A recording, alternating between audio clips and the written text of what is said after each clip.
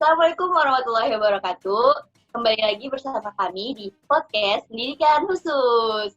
Nah, selama beberapa menit ke depan atau bahkan jam, kami akan menemani kalian di dalam podcast Pendidikan Khusus kali ini nih. Nah, tentunya saya nggak sendirian. Izin memperkenalkan diri, saya Zini Dausa, yang akan ditemani oleh rekan saya yaitu Farah Siti Zahra. Jadi hari ini kita mau bahas apa nih, Kak? bahas apa ya kira-kira ya? Oh iya Kak, kan kita baru banget nih penerimaan mahasiswa baru jalur SNMPTN. Kayaknya seru deh kalau kita akan adain macam bedah jurusan. Gimana nih menurut Kakak? Ya boleh, kayaknya seru juga sih biar adik-adik yang masuk jalur SNMPTN bisa tahu gimana sih PKH itu, ya kan Kak? Nah iya benar, biar mereka tuh semakin kagum sama prodi pendidikan khusus dan lebih dalam tahu mengenai prodi pendidikan khusus. Nah, teman-teman, untuk kali ini, pengisian podcast kali ini, kita nggak hanya berdua aja loh. Kita di sini ada beberapa pengisi yang bakal bantu kita buat ngejelasin ke kalian mengenai prodi pendidikan khusus. Nah, kira-kira ada siapa aja sih, Kak Farah? Nah, di sini ada Kak Ferdi, ada Kak Indira, ada Kak Hana Nakila, Kak Agung, Kak Reza, sama Kak Septi. Jadi nanti mereka yang bakal nemenin kita nih buat memperdalam ilmu apa sih PKH itu, ya nggak sih, Kak Zi? Nah, iya, bener banget. Seru banget nih kayaknya hari ini ya penjelasannya. Bener, seru banget. Langsung aja kali ya, Kak, kita mulai. Iya, langsung aja kali ya. Oke, yang pertama itu... Yang pertama itu, apa sih sebenarnya jurusan pendidikan khusus itu? Mungkin dijawab sama Kak Kila, boleh kali ya? Halo teman-teman semua, sebelumnya aku mau ngucapin selamat dulu nih untuk kalian yang telah berhasil lolos di jurusan pendidikan khusus. Mungkin sebagian dari kalian masih ada yang belum tahu nih apa itu pendidikan khusus. Oleh karena itu, aku akan menjelaskan sedikit tentang pendidikan khusus. Ya, jadi dalam Undang-Undang Nomor 20 Tahun 2003, Pasal 32 Ayat 1 dijelaskan bahwa pendidikan khusus adalah pendidikan bagi peserta didik yang memiliki tingkat kesulitan dalam mengikuti proses pembelajaran karena memiliki hambatan fisik, emosional, mental, sosial, dan atau memiliki potensi dan bakat kecerdasan istimewa. Pendidikan khusus juga dikenal sebagai pendidikan bagi anak berkebutuhan khusus.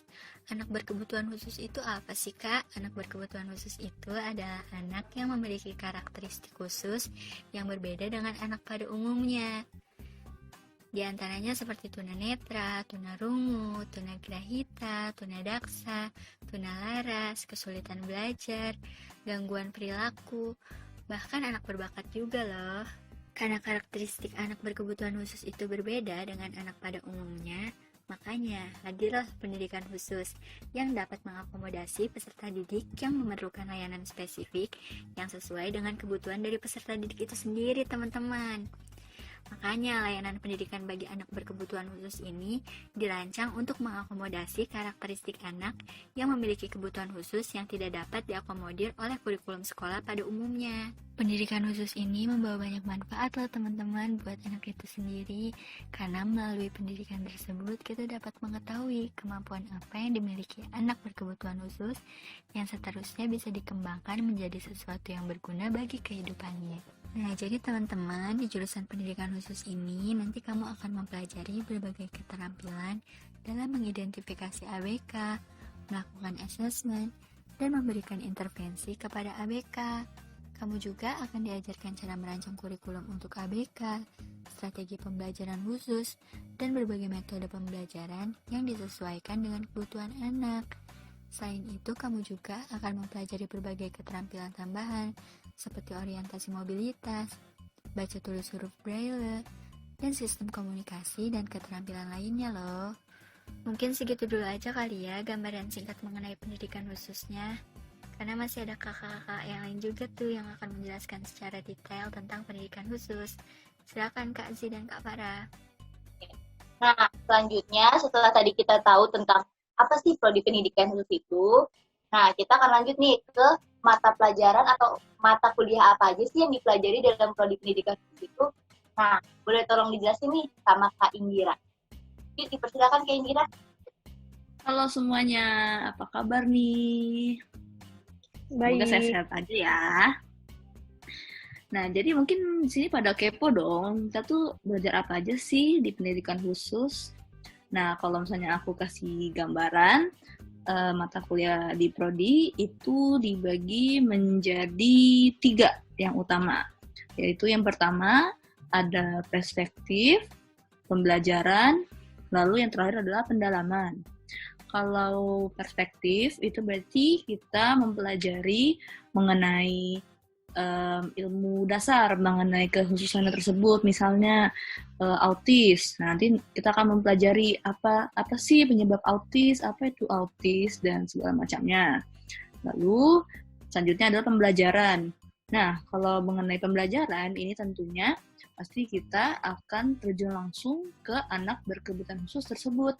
Jadi nanti kita akan belajar menyusun RPP, pokoknya yang berkaitan dengan perangkat pembelajaran.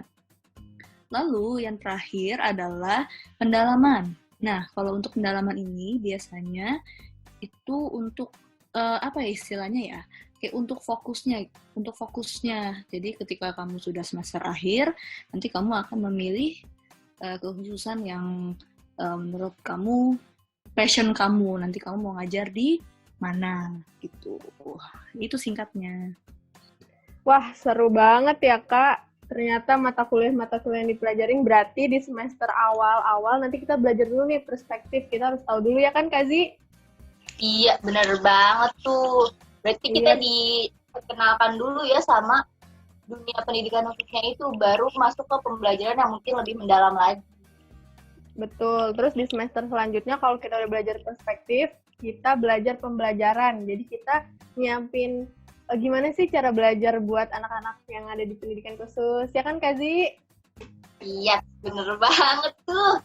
Iya, dan terakhir kita penjurusan, itu mendekati mau lulus tuh, nanti kita udah tahu deh mau ngajarnya lebih kemana ya kan. Selanjutnya nih, kita bakal ngebahas tentang pengetahuan atau keahlian yang diperlukan dalam pendidikan khusus. Itu bakal dijelasin sama Kak Septi. Silakan Kak Septi.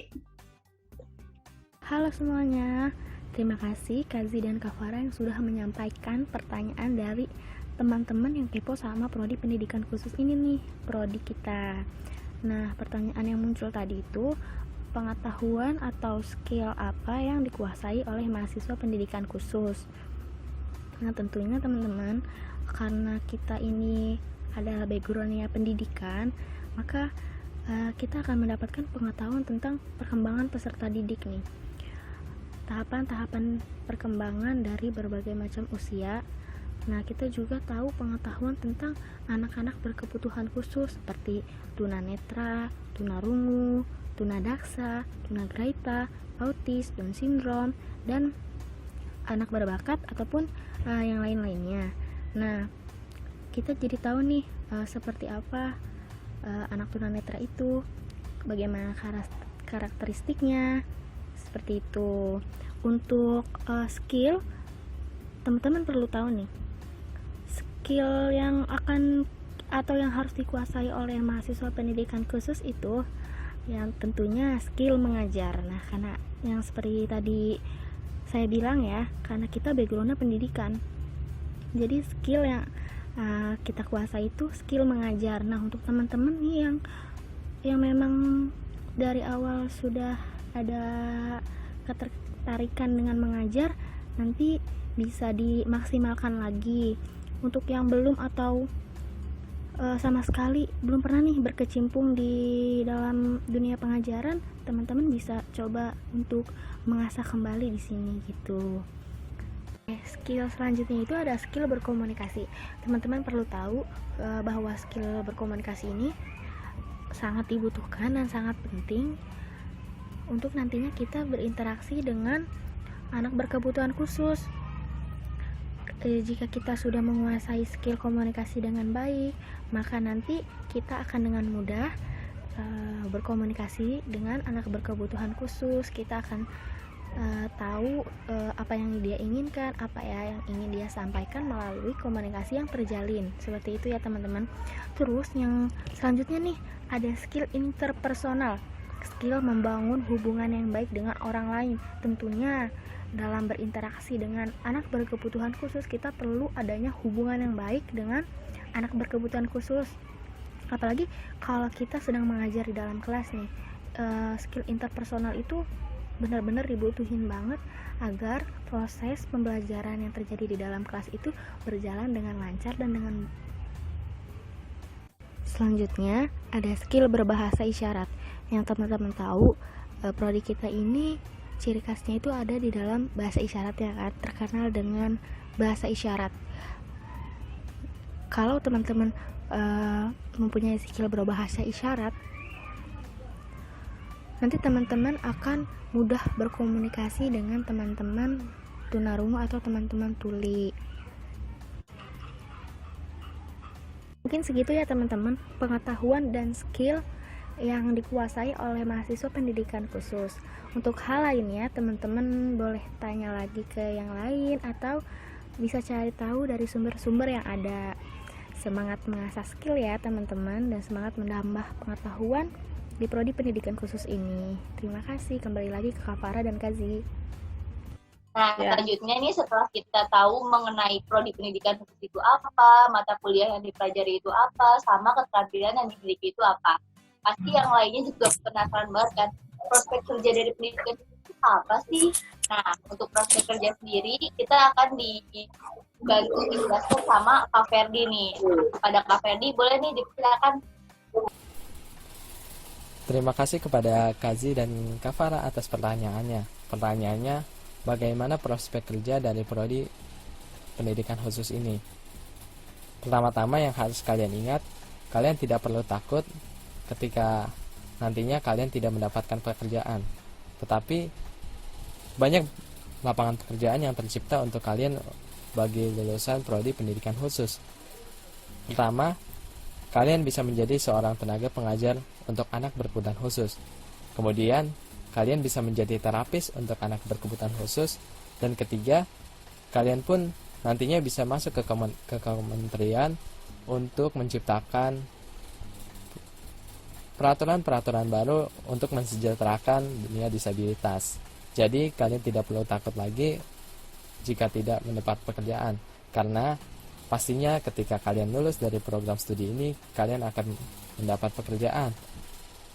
Lalu, untuk kalian yang bertanya-tanya apakah di bangku perkuliahan ini kalian bisa sambil part-time atau mengambil pekerjaan lainnya, tentu bisa. Saat kalian sedang di bangku perkuliahan, kalian bisa menjadi seorang shadow teacher. Apa sih shadow teacher itu? Shadow teacher adalah guru pendamping. Karena guru pendamping itu saat ini sangat dibutuhkan di sekolah-sekolah, khususnya sekolah inklusif, yang mana membutuhkan seorang guru pendamping untuk anak berkebutuhan khusus. Jadi kalian nggak perlu mikirin lagi soal pekerjaan. Yang harus kalian pikirkan adalah belajar dengan sungguh-sungguh agar mendapatkan pengetahuan baru untuk sebagai bekal kalian ketika kalian lulus dari program studi ini ya. Semangat kalian belajarnya. Nah, itu dia tadi penjelasan dari Kak Yusuf. Ternyata banyak juga ya prospek kerja dari pendidikan khusus ini. Bisa jadi guru, konselor, guru pendamping, terapis, atau bahkan bisa masuk ke dalam kementerian. Keren banget gak sih? Keren banget. Keren. Tambahan. Langsung aja kali ya Kak, tapi kita lanjut dulu karena sebenarnya masih banyak banget nih yang pengen kita tahu kan. Oke Kazi, karena masih banyak banget yang mau kita bahas, kita lanjut aja tentang kondisi lingkungan dan fasilitas yang tersedia di prodi pendidikan khusus. Bakal dijelasin sama Kak Agung. Oke, terima kasih kepada Kak Farah dan Kazi ya. Dan kali ini kita akan membahas terkait lingkungan di program studi pendidikan khusus PIP UNJ. Seperti yang kita ketahui bahwa lingkungan ini bisa menjadi atau bisa menentukan seseorang itu nyaman atau tidaknya berada di situ gitu. Ketika lingkungannya baik, ketika lingkungannya sesuai dengan apa yang diharapkan individu itu, maka itu akan membuat dia nyaman dan betah berada di situ. Tapi ketika sebaliknya yang terjadi, ketika lingkungannya tidak baik atau tidak sesuai dengan apa yang diharapkan individu itu, maka yang akan terjadi itu akan membuat seseorang tidak nyaman berada di situ. Nah, untuk teman-teman yang minat untuk akhirnya masuk di program studi pendidikan khusus, jangan khawatir terkait bagaimana sih lingkungan di program studi pendidikan khusus ini. Berdasarkan hasil pengalaman yang saya dapatkan selama hampir 2 tahun saya kuliah di UNJ, menurut saya lingkungan di sini lebih dominan ke ranah positifnya. Karena ketika kita berbicara mengenai lingkungan, pasti ada ranah negatif dan ada ranah positifnya, seperti itu ya. Tapi di sini yang saya rasakan itu lebih dominan kepada ranah positifnya gitu. Contoh misalnya, ketika saya reuni dengan teman-teman saya, di situ kita suka berbagi cerita terkait bagaimana kondisi di kampusnya masing-masing gitu. Dan bahkan banyak teman-teman SMA saya tuh yang mengeluhkan perkuliahan ini beda dengan SMA. Ketika di perkuliahan, teman itu hanya sebatas di kelas. Dan ketika sudah keluar kelas, maka seperti tidak ada kontak dan hubungan lain gitu. Tapi di sini yang saya rasakan di PIP UNJ, di pendidikan khususnya gitu ya. Terutama bagi teman-teman yang mungkin aktif nantinya di organisasi, itu jangan khawatir terkait masalah itu. Di sini banyak agenda-agenda yang bisa merekatkan satu sama lain. Contoh misalnya ada mentoring. Di sini kita bisa berbagi cerita, bisa berkeluh kesah satu sama lain, dan selain itu juga banyak ilmu-ilmu rohani yang bisa kita dapatkan. Nah, khusus di pendidikan khusus ini ada yang namanya itu DPR, di bawah pohon rindang gitu ya. Jadi di prodi kami ada kumpulan atau mungkin ada tempat yang biasa dijadikan orang-orang pendidikan khusus ini untuk berdiskusi. Dan di sini menurut saya banyak sekali poin-poin positif yang bisa kita dapatkan. Di sini kita bisa menjalin keratan dengan dosen yang mungkin ketika kita di kelas menemukan ada dosen yang killer ya, dengan cara ngajar yang judes, tapi ketika kita berkumpul di bawah pohon ini, maka kita akan mengetahui sisi sebenarnya si dosen ini. Kita bisa sharing bersama, kita bisa ngobrol bersama, kita bisa berdiskusi bersama di situ. Seperti itu teman-teman kurang lebihnya. Dan juga di pendidikan khusus ini banyak sekali agenda-agenda pengkaderan yang bisa mengeratkan persaudaraan antar sesama mahasiswa pendidikan khusus. Contohnya ada PKMP dan ada PKKMB. Kayak gitu. Nah, selanjutnya kita bahas terkait fasilitas apa saja yang ada di pendidikan khusus. Kalau kita bicara terkait fasilitas, menurut saya juga udah cukup baik ya. Tapi memang ada beberapa poin yang harus diperbaiki. Contoh kita bahas terlebih dahulu di lingkungan kelasnya, fasilitas di kelas. Di kelas pendidikan khusus, setiap kelasnya sudah hampir dilengkapi dengan adanya AC. Jadi buat teman-teman yang sekiranya lebih nyaman belajar dengan suasana yang dingin, jangan khawatir. Di kelas kami sudah hampir semuanya dilengkapi dengan AC. Kemudian di kelas kami juga hampir semuanya dilengkapi dengan adanya proyektor. Jadi teman-teman tidak akan kesulitan dalam mencari media belajar pendukung nantinya, gitu. Selain itu juga di pendidikan khusus ini memiliki yang namanya itu adalah laboratorium pendidikan khusus. Nah, ini juga bisa teman-teman jadikan pendalaman dalam mempelajari dunia pendidikan khusus. Nantinya juga di sini ada open recruitment-nya, dan teman-teman mungkin yang minat nanti bisa gabung ke situ sehingga teman-teman bakal menemukan anak-anak berkebutuhan khusus itu seperti apa gitu. Kalau kita bicara fasilitas secara umum, khususnya di lingkungan fakultas kami sendiri, terutama untuk akses disabilitasnya, mungkin bisa dikatakan dalam tanda kutip itu masih banyak yang harus diperbaiki. Contoh misalnya di kami itu, kelas kami itu hampir semua di lantai 3. Sedangkan di situ tidak ada aksesibilitas yang memungkinkan tunadaksa itu untuk bisa ke kelas kami. Karena semuanya menggunakan tangga. Jadi belum ada lift yang bisa mendukung atau memudahkan disabilitas tunadaksa untuk bisa datang ke kelas kami gitu. Nah, seperti yang dijelasin sama Kak Agung tadi, selain lingkungannya yang udah positif, yang banyak banget sisi positifnya, fasilitas di ruang-ruang kelas juga udah sangat memadai ya. Keren banget ya pokoknya produk pendidikan khusus. Ya nggak sih Kak Farah? Iya benar banget, cuma emang yang masih jadi PR adalah itu nggak ada lift. Kasihan teman-teman kita yang tunadaksa untuk naik akses ke lantai 3. Semoga sebentar lagi ada lift, doain ya teman-teman. Nah selanjutnya nih, setelah kita udah tahu tentang dunia pendidikan khusus lebih dalam lagi, kita pengen tahu nih fakta-fakta unik apa sih yang ada di produk pendidikan khusus. Nah tentang fakta unik ini akan dijelasin sama Kak Reza. Yuk Kak Reza, silakan. Halo teman-teman, apa kabar? Semoga sehat-sehat semua ya. Keunikan di prodi kita. 2 tahun kami di sana pastinya menemukan hal-hal yang lucu, keunikan-keunikan yang luar biasa, dan bertemu dengan dosen-dosen yang sangat-sangat luar biasa juga, dan teman-teman yang juga sangat luar biasa. Pertama, keunikan menurutku yaitu terdapat pada dosen-dosen kita. Dosen-dosen yang akan bertemu kalian nanti. Dosen ada mempunyai karakteristik yang berbeda-beda pastinya ya. Ada yang pembawaannya lucu, ada yang pembawaannya tegas, ada pembawaan yang membuat kita deg-degser tapi seru. Wow, kalian akan menemui itu di sana. Menurutku keunikan dosen pertama yaitu dosen tunarungu kami.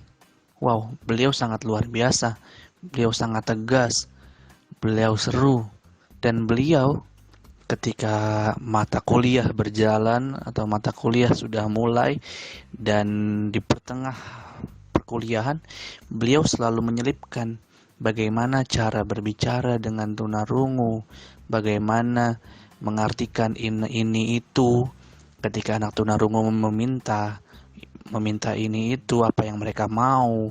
Beliau selalu mencontohkan secara jelas dengan gaya bicaranya, dan menurut kami itu sangat unik, yang dimana kita ketahui mungkin ada beberapa teman yang memang dulunya tidak pernah berinteraksi dengan teman-teman tunarungu dan melihat hal itu pertama kali. Ya sangat unik sekali seperti itu. Dan ada pun dosen lain, yaitu dosen penglihatan. Mereka pun sangat unik. Mereka pun sangat unik karena kita bisa mencontohkan teman-teman tunanetra bagaimana cara jalannya, bagaimana kita bisa merasakan jalan dengan menutup mata dan memakai tongkat, dan kalian pasti akan merasakan itu nanti. Seru loh, kita jalan jauh gimana biar sampai tujuan dengan cara mata tertutup dan hanya memakai tongkat. Wah, itu sangat seru sekali, menurutku sangat unik karena kami sebelumnya tidak pernah melakukan hal itu. Dan hal unik pun tidak hanya terdapat pada dosen. Adapun pada teman-teman PKH, kami pun disuruh untuk menjadi teman-teman berkebutuhan khusus seperti itu. Menurutku itu juga hal-hal yang sangat unik, yang dimana kita tidak pernah melakukan itu, tapi kita saat itu melakukan. Jadi menurutku agak-agak canggung ketika kita berperan sebagai teman-teman berkebutuhan khusus seperti itu. Tapi itu seru sekali untuk menjadi pelajaran buat kita nanti mengajar. Lalu hal unik lainnya yaitu seperti yang sudah disampaikan kakak kita tadi, yaitu ada yang namanya DPR. di bawah pohon rindang. Di sana pun kita banyak belajar dari teman-teman cutting, kakak tingkat kita, saling sharing, bahkan dosen-dosen lelaki pun, dosen-dosen kita, dosen-dosen pengajar kita ikut berbaur di situ. Jadi satu sama lain dari setiap angkatan, bahkan ada dosen di situ yang mungkin ngadem sembari ngopi-ngopi seperti itu. Kita bisa saling sharing, belajar. Belajar tidak hanya bisa di kelas, tapi kita dapatkan juga di situ. Ini kita udah di finalnya pertanyaan nih Kazi, sayang banget nih waktunya udah habis. Padahal kayaknya masih banyak banget yang penasaran sama dunia pendidikan khusus nih Kak. Tapi Iya, kita udah ada di penghujung podcast nih. Betul banget. Nah mungkin buat yang masih kepo nanti sama dunia pendidikan khusus bisa tanya-tanya lagi nih ke mungkin ke kakak-kakaknya yang ada di sini, baik dari Kak Ferdi, Kak Indira, Kak Farah, Kak Sula, ataupun Kak Agung, dan kakak-kakak yang lainnya. Atau bisa juga nih tanya ke IG-nya BMPPKH, yaitu Education UNJ. Betul. Bisa tuh ya tanya-tanya di situ. Ya, berhubung ini udah lama banget nih dari tadi kita udah ngomong panjang lebar. Semoga bisa menjawab teman-teman dari jalur SBMPTN dan jalur-jalur lain nantinya tentang apa itu PKH. Ya kan Kazi? Ya, benar. Jadi kita sampai sini dulu aja. Sampai ketemu lagi di podcast-podcast yang lain. Terima kasih semuanya. Dadah. Dadah. Assalamualaikum Dadah. warahmatullahi wabarakatuh.